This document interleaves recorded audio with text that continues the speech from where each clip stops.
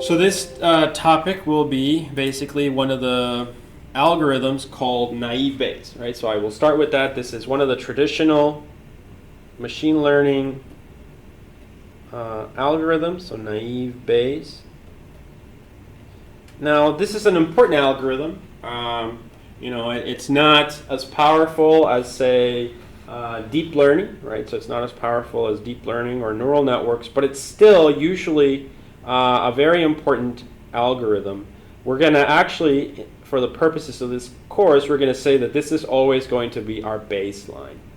So there's a few advantages of using Naïve Bayes, right? So one of the advantages is that it's really fast. So it's a very fast algorithm, all right? It is simple, right? So hopefully, as part of the learning outcomes of this lecture, we are going to learn about machine learning for cybersecurity, and in particular the Naïve Bayes algorithm. And we're going to learn why we want to sometimes use Naïve Bayes. So Naïve Bayes is available in the very popular software called Weka.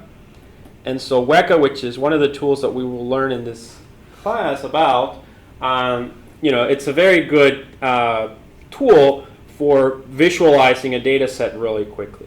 All right, so you'll see that whenever you have a problem in machine learning, you're going to follow the pipeline as it should be clear by now. You follow all the steps, so you go from the data, right? Then you pre-process the data, or you clean it. Let's say you clean the data. Then you convert it into the vector space model. Space model.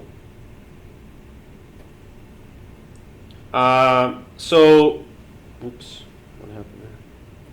So you have the vector space model, right? And then once you have that, you are ready to apply this to your machine learning algorithm. So usually what you want to do initially, before you get too excited and try to apply like deep learning or any kind of algorithm like that, it might be good to just take a quick peek at the results with Naïve Bayes. Not every problem may require that you use advanced algorithms. So sometimes a very simple algorithm like Naïve Bayes, decision trees, or Cannon will be sufficient. All right, so that's hopefully what we're going to learn in this lecture. So we're going to talk about Naïve Bayes. We're going to learn how it is a fast algorithm and it's very simple to implement. All right, so another thing that we're going to learn is, Naïve Bayes is part of what I would call like the traditional machine learning algorithms. All right, and these traditional machine learning algorithms, I would say, are KNN, which is the K nearest neighbor algorithm. All right, we also have as I said, Naïve Bayes, which is the purpose of this lecture, Naïve Bayes. And then there's the third one, which is decision trees. All right, so decision trees. I always like to make the joke that if you were ever stranded on another galaxy by accident, right, you can still do machine learning because you could just implement the KNN algorithm or the Naïve Bayes algorithms from scratch, right? You don't have to do anything. Okay, so you don't need any advanced libraries or anything like that. You can literally build the algorithms from scratch. All right, so anyway, so those are the learning outcomes in this lecture. So obviously this lecture, we're going to do Naïve Bayes with the Weka tool as well, just to see how we can get a data set such as Iris or some other one to really quickly produce some results. All right, so let's get started then with Naïve Bayes. All right, so this will be a little bit of the background, all right, on Naïve Bayes algorithm.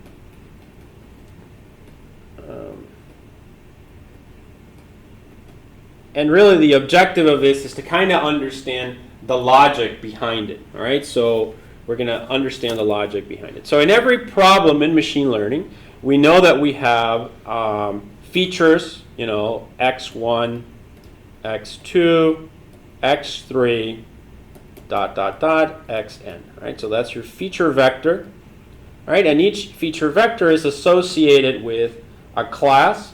All right, so we have, you know, class 1, class 2, class 3. Right, so let's say this is class 2, and then we have another one here, x1, x2, x3, xn. So this is another sample, and this one has, let's say, class 0. And we're going to assume that maybe we have a 3-class problem, so 0, 1, and 2.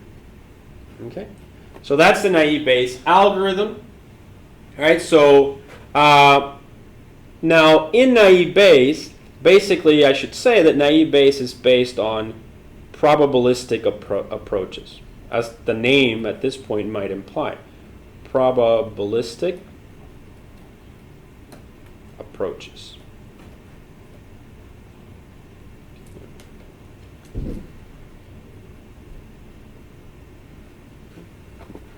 All right, so basically what happens here is that the way to think of the algorithm is that every feature has a contribution to the overall model, right? So every feature has, you know, like a probabilistic approach, right? So another way of putting that is to say that with naive Bayes, every feature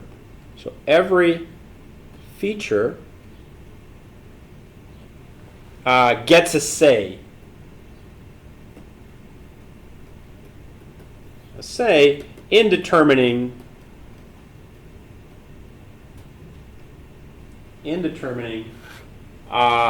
which label should be assigned.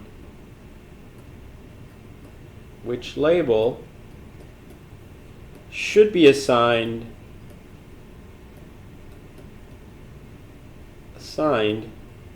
by the classifier.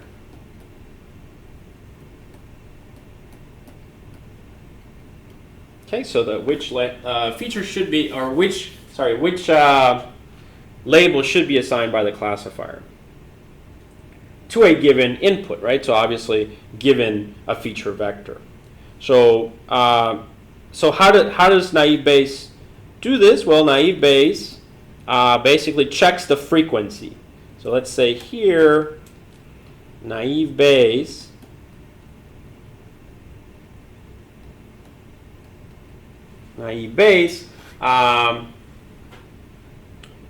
uses the frequency of each label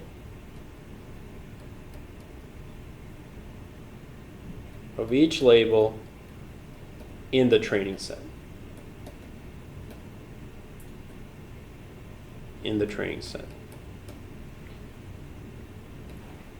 So what are probabilities really? So what are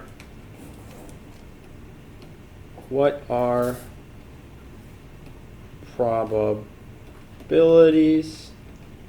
So we usually intuitively know this, right? We already know this.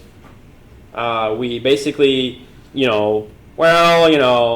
this happened, out of 100 observations that I had, 73% of the time it happened, right? So it's a 73% chance. So it's 73 over 100. So intuitively, we kind of know that, right? That's a probability. It's, kind of a likelihood of occurrence based on the number of observations that we've seen in the past and out of overall how many that we have. And this is, we're not going to make this into a probability theory course by any means. We just want to kind of have a good intuition of how the algorithm actually works.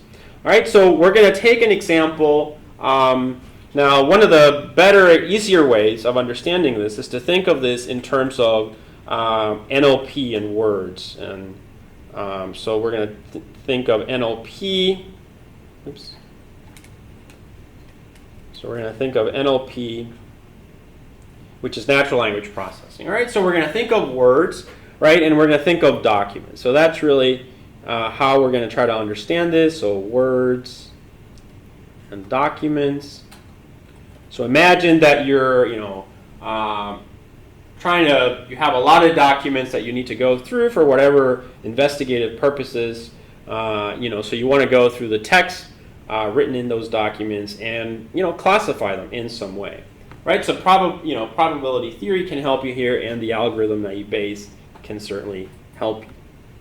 All right, so let's do an example here. So let's say that we have the word run, right? We have the word run, and we have, a vocabulary of maybe, 50,000 words or so. All right, and then we are going to have maybe, I don't know, let's say 100,000 documents or something like that. This is not big data, but it's certainly, a good size of documents. All right, so now the problem we have is that we want to classify all these documents into 3 categories. Right, so we want to classify all these documents into categories of sports, or we want to say these are mystery novels. Right, so mystery novels. Or we have automotive, or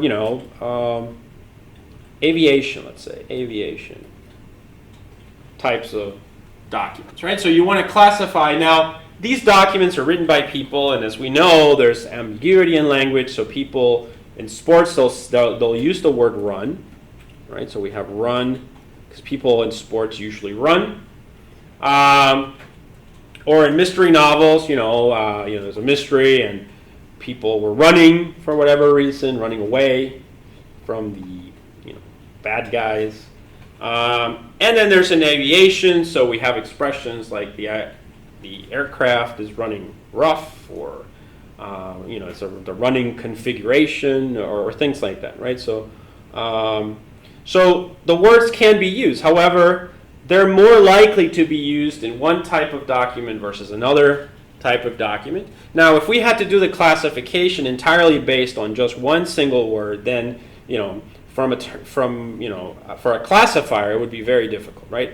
But remember that we actually look at all the words in the document to determine the final class. So we don't just look at, we look at all the words. And let's define that each document, possibly is like 2-3 pages long, something like that. So it might have, I don't know, let's say, just for it to have a number, 2,000 words. 2,000 words per document, something like that. It gives us some numbers. And so roughly on average, all documents have that quantity. There's 100,000 documents. There's a vocabulary of about 50,000 words, where run would be, not one of the most frequent words in that vocabulary. We know that words like the, right, that will be probably one of the most frequent words. And then strange words like ailerons. So a word like that one will be very infrequent and probably will only appear in aviation documents. And then the word run is a word that's more commonly used for various, so it might appear in all 3 documents. All right, so the question is, how do we use Naïve Bayes to help us build this classifier? All right, so let's say for instance here that, we kind of know intuitively that run appears in 12% of all documents, all right? And then we have that in mystery novels, run appears about 10% of the time. And then we know that in aviation documents, actually run only appears about 2% of the time, or even less, right? So those are some of the numbers that we have there. Okay, and so how did we get those numbers? Well, intuitively you might say, we counted. So we went in there and we counted how many times we saw the word run in there. And that's really kind of how Naïve Bayes works, right? So remember, this is for Naïve Bayes. And this is kind of how Naïve Bayes works. So now let's give it a little bit more of a formal description, all right, of how the Bayes algorithm actually works. So that takes us to something called, so people when they formulate these algorithms, they take formal approaches from mathematics. And as I said, this is not a math by any chance discussion, but we are going to need a formula here. And so we're going to take a simplified view of the Bayes rule. So there's a formula out there called the Bayes rule.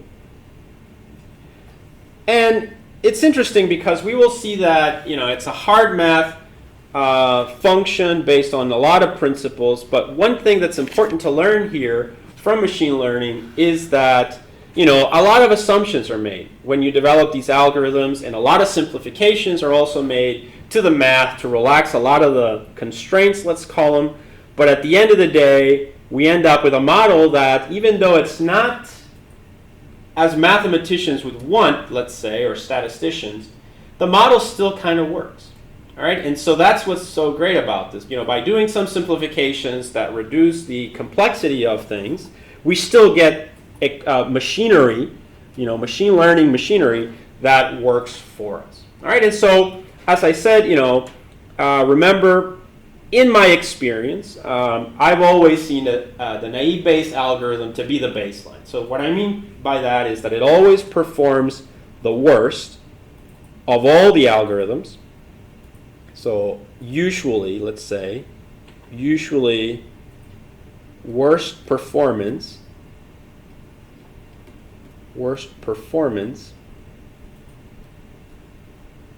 but it's actually kind of a balance, because it's worst performance in one metric and usually best performance in another one. So usually worst performance in, let's say, the accuracy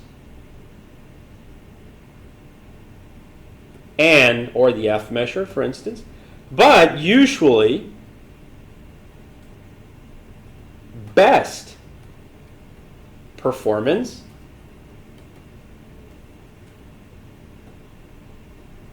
in terms of speed and memory.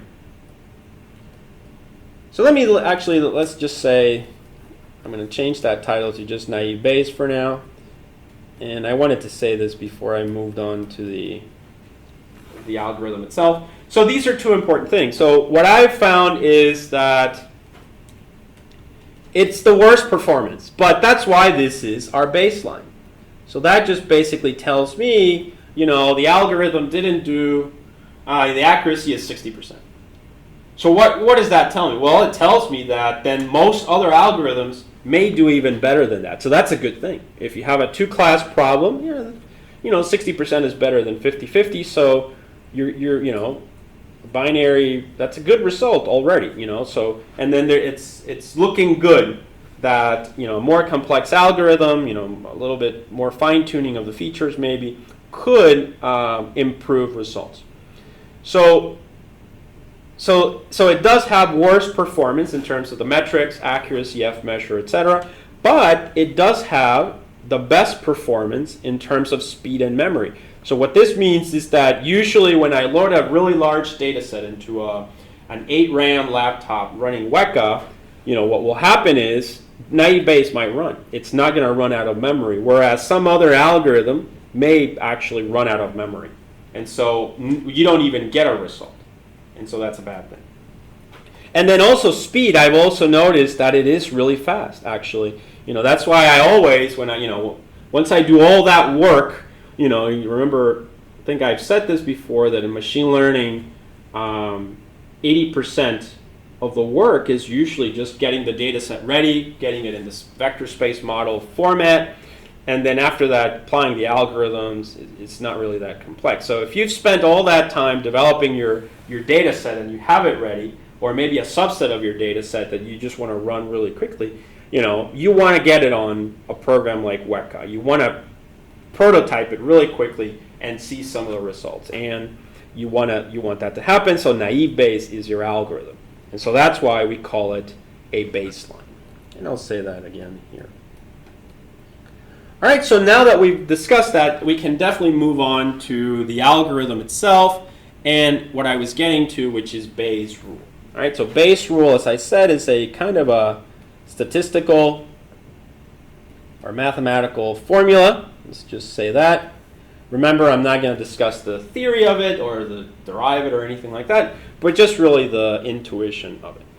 And what's important here is to actually see how machine learning algorithms actually relax a lot of the strict mathematical conditions, and it turns out that by relaxing and simplifying things, the algorithms actually still work. So Bayes' rule basically is a formula, all right, that looks kind of like this. And before let's actually put it in terms of something. So we're going to say Bayes' rule applied to documents and classes.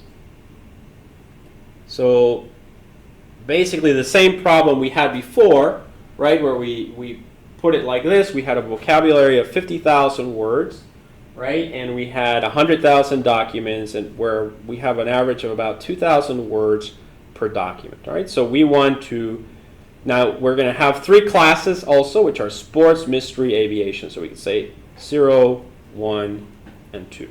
Right, so these are basically our classes. Okay, so now that we have this idea of applying this to documents, we're going to say we're going to represent documents as D, and we're going to represent our classes with the letter C. Right, so we have those there. So now we are ready to look at Bayes' rule. So Bayes' rule kind of looks like that. So it's the probability of a class that we are trying to predict given a document. All right, so that's what, it's something that falls under the term conditional probability. And so that's what Naïve Bayes uses. Now, whenever you have a conditional probability like this in machine learning, practitioners, they have then implemented the Naïve Bayes algorithm, which basically uses a formula that looks like this. So now we're going to say the probability of a document given the class. Okay. So we can basically, that just means we're going to group all the documents given their classes, and then we have the times the probability of each class, how many times a class appears, right? Which is kind of that intuition that we had before, that sports is 12% for run, mystery novels is 10%, and aviation is 2%. And then we have the denominator, which is the probability of all documents. Okay, of all documents. All right, so this is basically our rule.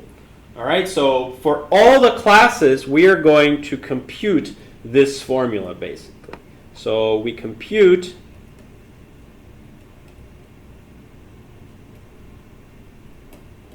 this formula for all classes, or our 3 classes in this case. So we have 3 classes. All right. So now that we know that formula basically, then we can look at the classifier. Okay, so we can look at the classifier there. All right, so we're going to say that, what I just stated in words can be written as a formula. The class is the probability that is the maximum, which is usually referred to as the arg max. Right, so we can say this is the highest probability. So this is the highest probability. So we are going to compute then that initial probability of C, here, C, can you guys see that? Yeah, C, the probability of the class given the document. Okay. But now we do it for every single one, so we're going to select probability of C given D. And so that is our problem that we need to solve, right? So we need to, we will formulate this for every sequence of documents in every class, and then we're going to assign to that document the class that has the highest probability.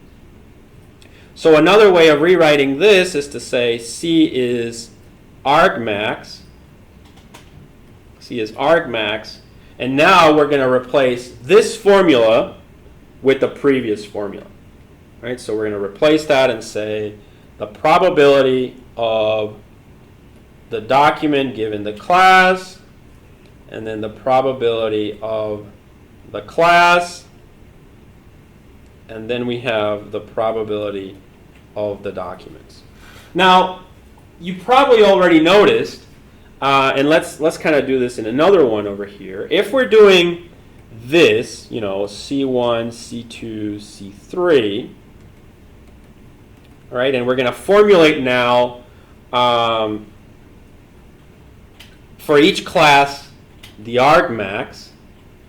So we do argmax, argmax, argmax, right? And then of, you know, the probability of D given C. Well, we know that C here is C1, right, times the probability of C1 over here, and then divided by the probability of D. All right, and then we have this over here as well.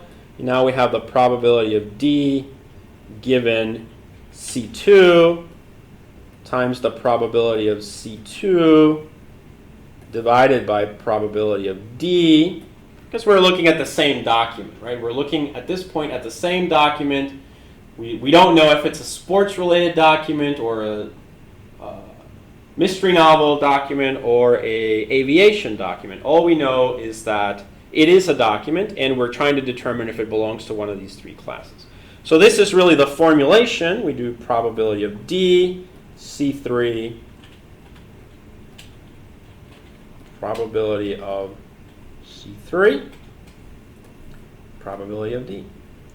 Now, you might then observe that there's one thing that they all have in common. They all have the same denominator, right? So they can basically, you could think of as we're going to multiply all of these times we're going to multiply all of these times probability of D, and then that will cancel out the term, right? So we kind of get rid of that denominator and simplify our problem. So by doing this, we actually arrive at a more general formula, which I can write over here, let's say over here, and that basically says that now the class that I'm looking for is argmax probability of D given C times the probability of C. And so this makes our algorithm even simpler, all right? So even simpler. Okay, even simpler. All right, so now that we have this component, we can proceed and further simplify this. All right, so this is the algorithm as we have it. Now, we know, of course, that we now have another problem, right? We know what the class is, but we need to figure out a way to represent the document. So in this case, we know that every document, you know, we defined it as being basically a text file, so you might say .txt, right? .txt, and it's made up of words, right? So it's, you know, the car is something, ... All right, so that is the, and we also kind of said that the size of this is about 2,000. Okay, so we have the document here. The car is something. We know it has about 2,000 words. All right, and given our previous formula that we have here, right, we want to now, you know, represent that document as something. All right, so how do we do that? We need to represent the document as features. So now we represent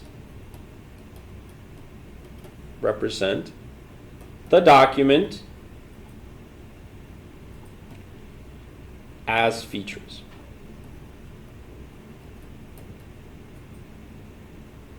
As features.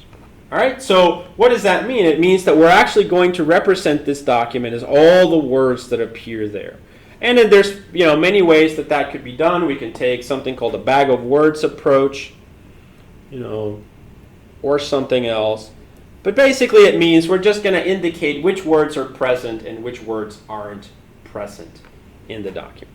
All right, so now that we have this intuition, let's go ahead and rewrite the formula. So now we're going to do C argmax of the probability, and now we're going to replace the document with, where this used to be D, right? We had C as the condition. So now, instead of the document, we represent its document by the words in it. So X3 and so on, right? So let's say here, ...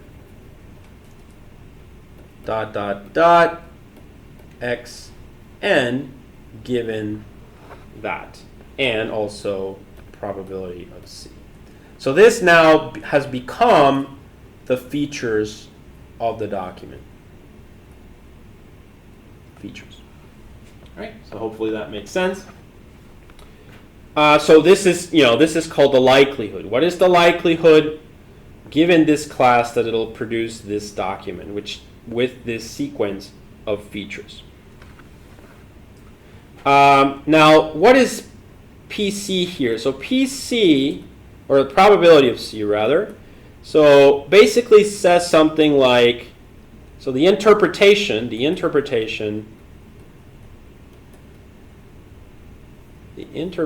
of this is how often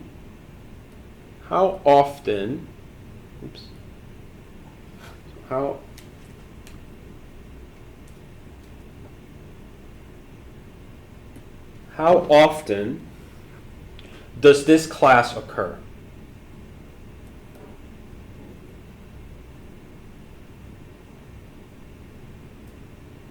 All right, so that's basically what that means, the interpretation of it. All right, and in mathematical terms, they call this the priori, but we're not going to get into that. We're just going to instead try to take like a more interpretive view of it, and just say how often does this class occur in the document, right? So this relates to something called frequency, right? Frequency. Now keep in mind we're using words here, but this doesn't necessarily have to be words, right? So it's any feature that is correlated to that class, right? So this could be, as you will see, every data set that we have here in the course or that you'll use later on can be run through Naïve Bayes. This is just an example because by using words and documents, it's more intuitive. But basically, the same thing applies. As long as we should never forget that as long as we put any data set in the vector space model represented by features and classes, you can apply all these algorithms. So how do we obtain these frequencies? Right. So the question is, so how do we obtain these frequencies? Okay, so how do we get these frequencies? Right, so how do we get these frequencies here? All right, so we count basically. So the answer is that we count. We count the frequencies in the data set. That's why we need a training data set. In the training set, or let's just say in the data set,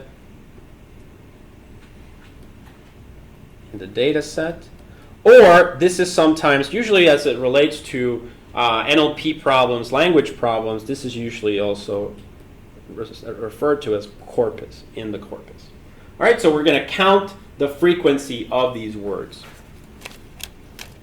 Now, there's a few additional, remember what I said, there were some simplifications, all right? So, one of them is, for instance, that let's imagine that we have two documents. The car is going fast. The fast car is going. So the car is going fast implies that car is going fast. 100 miles an hour, maybe, more than that. The fast car is going, that, let's say it's, a race car, right? That might be a really fast car, but this sentence just says is going. So it could be going just at a regular speed or slowly, right? It's possible. So the point here is that order matters, right? The order, the fact that I have fast after going, whereas here fast is kind of like an adjective of car and then going, it appears in the sentence, has additional meaning, right? The order matters. So order matters. However, that's more of a NLP problem and not really a machine learning problem. So we don't really, to solve this issue, we wouldn't solve it with machine learning. Machine learning does not really care about this. NLP would care about this. And basically what I'm saying is here, there are different ways in which we can represent this document. But at the end of the day, all that the algorithm wants is these features in some way. Okay? So we're going to take, so there's basically 1, 2, 3, 1,000 n ways in which we could represent this document. We could represent it in a way that we consider the order, or we could represent it in a way that we don't consider the order. We basically just disregard it. That is to say, if we don't consider the grammatical order of the sentence, the car is going fast and the fast car is going are basically the same thing. They have the same meaning, because you might say, well, I'm just going to build a feature vector where it's always car, going, and fast. Those are the three words that appear there. And so this feature vector also has to have car, going, and fast. Right? So in that sense, the representation, the encoding of this is that we're going to say, is the word car present? Yes. Is going present? Yes. Is fast present? Yes. On the other end, is fast present? Yes. Is going present? Yes. Is car present? Yes. So as you can see, both of these are exactly the same, even though they had different order, different meaning. Any issues, Ting? Okay, so even though they had different meanings, they are basically, simplified so much that we disregard the meaning, all right, and we take the simplest representation of it. Are the words present, and then how many times do they appear in the document? All right, so for instance, here now, then we have this simple representation that just says, the number of times or does the word appear. And this is called the bag of words approach. So the bag of words approach, which is a simplification basically of this. All right. But anyway, so that's kind of just so that we know now, we're going to break down each document to a vector like this. All right. And so now comes the next step. So now we know, so we get rid of the order. So basically, in summary, for this, to create the vector, so to go from document to x1, x2, xn, all right, we assume a bag of words approach,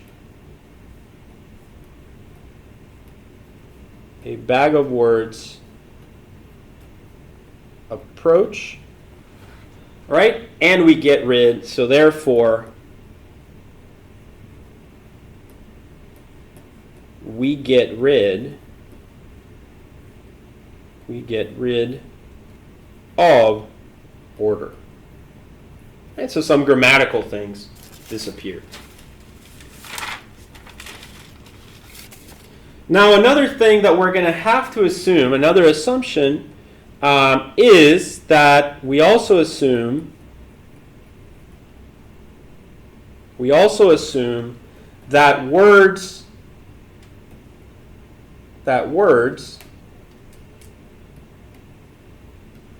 are independent. Now this is a bit of a stretch because, as we know, just from the previous example, going fast and car do go together, all right? So, or going and car, right? A car basically, if it doesn't go, it's not a car. I mean, the whole point of a car is to go from point A to point B. So they are correlated. So in terms of that, the words, that's it's not true. They're not independent, but Bayes' rule requires that the terms be independent. That's kind of one of its assumptions. And so we use it here. And as I said, this is, a lot of people would criticize this, but at the end of the day, you can still use Naïve Bayes as a baseline, and it does provide some good results. So I'll stress again, then we also assume that the words are independent. All right, given that framework, then, we can now go ahead and go back to our original equation. All right, so our original equation said that if we look back at it, right, it looked like that, right? So we want to predict the class given the document, where we now represent the document as, that sequence of the x's, the terms, given a class. So, but we still don't understand how to represent that. We know that, for instance, this term is multiplied times this term. But here, how do we insert all the words in here, and what do we do, right? So we need to solve that problem. So given these assumptions, assume the bag of words approach, assume that we got rid of order, and assume that all the words are independent, we can rewrite then our probability as follows. So let's go to another page. So now we can write the probability of x1, x2, x3, ... xn, given c. We can break this down, right? And we can just take this simplification and say something like, now this is going to be the probability of just x1 given c, right, times the probability of x2 given c, times the probability of x3 given c, and so on, times ... the probability of xn given c. And so that simplifies this quite a bit, because now it's starting to make sense to you. Oh, okay, so now all I have to do is count the frequency of each word, with each class, and so that starts to make sense, and you can start building the algorithm. So hopefully, as I said, these are not necessarily like strong mathematical derivations, but they provide a good intuition of how this algorithm works. And actually, once we have this understanding, we are very close to finishing the whole formulation. So now we can go back to our original formula and just say that the class is argmax probability of c, right? So we want to take that original probability of c, which is that term, the priori, if you will. And now this one we've rewritten, so now we can rewrite it in the formula as the multiplication, right? So we have the multiplication term there of all the x's in the x space, the feature space, okay? And so now we're going to say we multiply this times the probability of x given c. Okay? So we might do something like from I 1 to n equal, or n whatever. And so then it's going to be xi. Oops. Xi. Like that. So that's basically now our rewritten formula. So that's our rewritten formula over there. So now the question is, because you want to, although you don't usually have to implement this algorithm, you can just use Weka or sklearn's version of it, the built-in models. It's good to have a good intuition of how these algorithms work. And so now the final question is,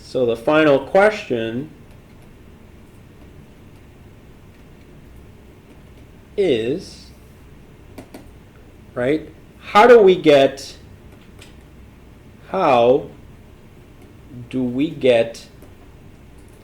these probabilities?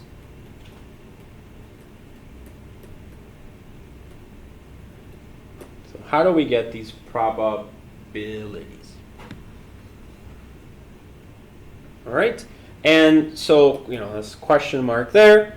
All right, so basically, we use the data. So the answer is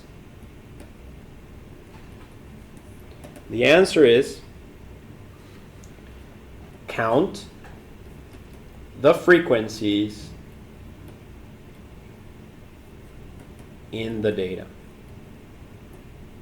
All right, so we're going to count the frequencies in the data itself.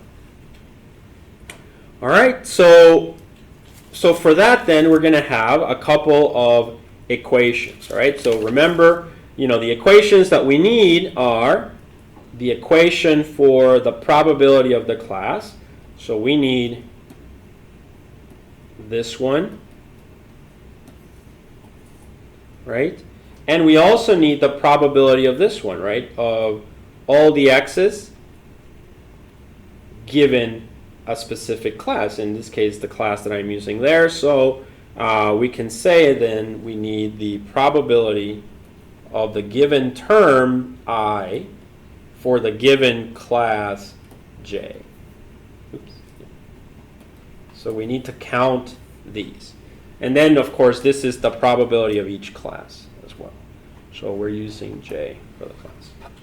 All right, so those are the two things that we need to define. And so that's kind of the last part of this. So let's take a look at the first formula. So we're going to say the probability of Cj, right? So how do you calculate that? So it's pretty straightforward, it should be. So, the denominator is going to be a count of all the documents. All the documents.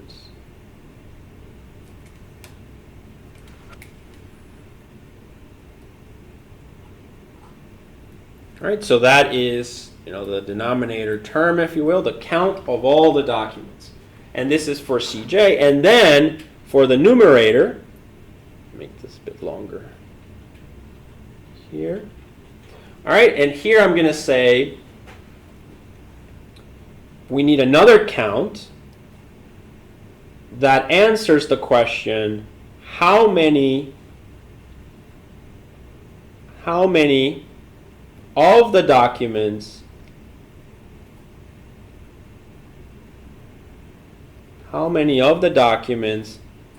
are in class J. And that's it. So for the probability of each class, we're going to take the count of all the documents that you have in that corpus, and that's the denominator, and then the numerator is how many of the documents are in class J. How many of the documents are in class J? So we don't even have to look at the individual features, right? We just look at the documents themselves to calculate this probability. And so we, whatever it is, we obtain it. Okay? So let's just write it a little bit more shortened, I guess. We could say this is n documents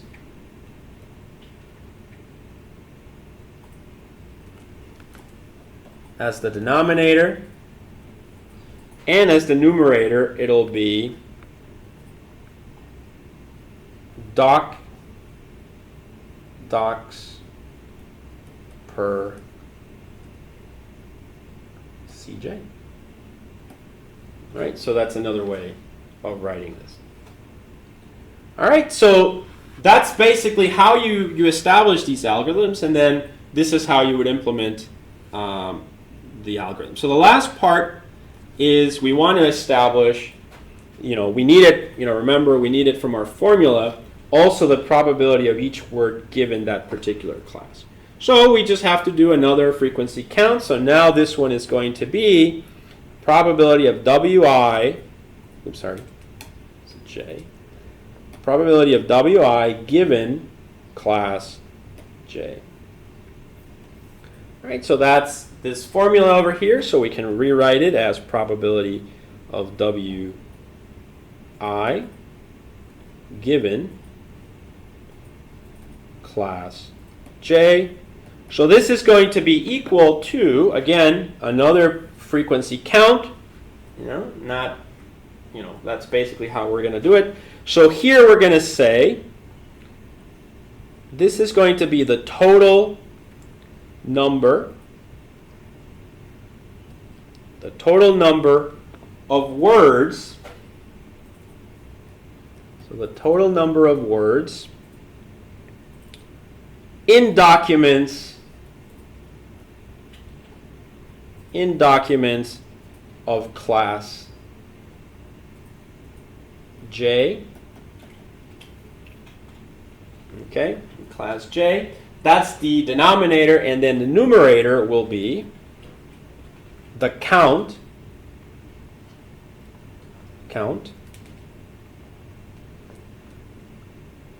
of how many times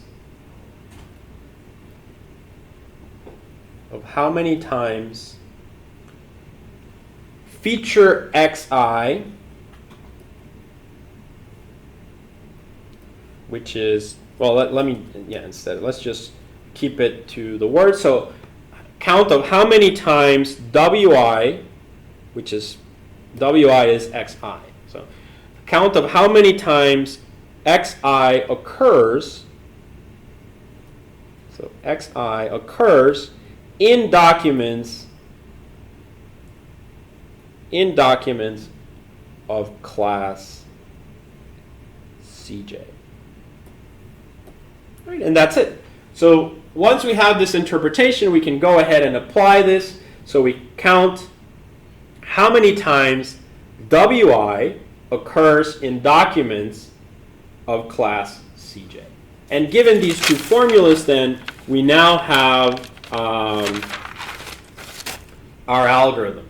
All right, so we do have, there is one thing for those of you, have taken a numerical methods class, we usually want to add like a +1 and a +1 over here. And that's because if you just write the math like this, we're going to find that, there's a lot of words that are close to 0. Right? So there's zeros or they're very close to 0. And you don't want to end up with situations where you have this or you have, that. Right? So we don't want to have these kinds of situations. All right, and so by doing +1 always, it doesn't affect anything really, and we at least end up with something like that. So these are kind of, things we don't really have to worry about because the algorithms that we're going to be using already implement them, but just for completion, I guess, I should mention it. So you don't want, and also, another issue that's going to happen is, if you remember, the probability is something like this, probability of x1 times probability x2, blah, blah, blah, blah, blah, blah. So even if this has a value and this one has a value, if this is a 0, because these are multiplications, it's going to make everything a 0. And so you don't want to have zero multiplications either. So at least here you'd have like a 1. If you have this term, you have a 1 there. So if this was a 1, it's just basically ignored, right? So 3 times 1 is still 3. All right, so anyway, so that's kind of an aside, but really the important aspect is that we have these two formulas, this formula, and the previous formula, all right, which help us to do our, to calculate the frequencies, and this is basically how Naïve Bayes works. So hopefully that makes sense, but that concludes our presentation, or the presentation of the Naïve Bayes algorithm. All right, so in the next video, so this concludes this video. In the next video,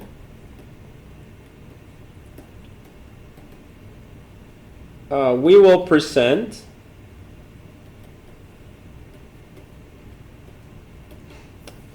how to use Naïve Bayes in Weka. So we're going to just say Naïve Bayes in Weka.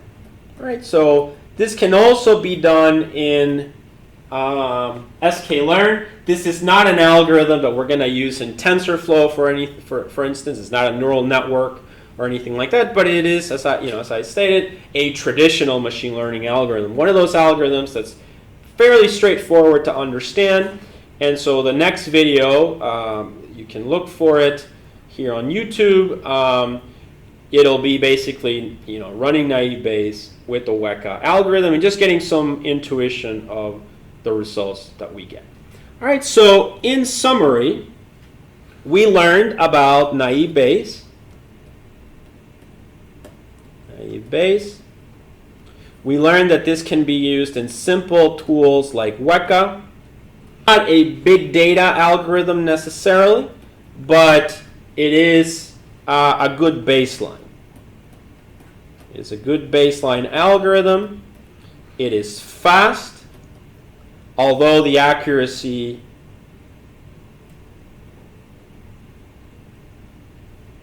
is usually low. But it's a good way to start and to see the lower threshold of accuracies that you can have. All right, we also saw the algorithm itself, so the algorithm mechanics.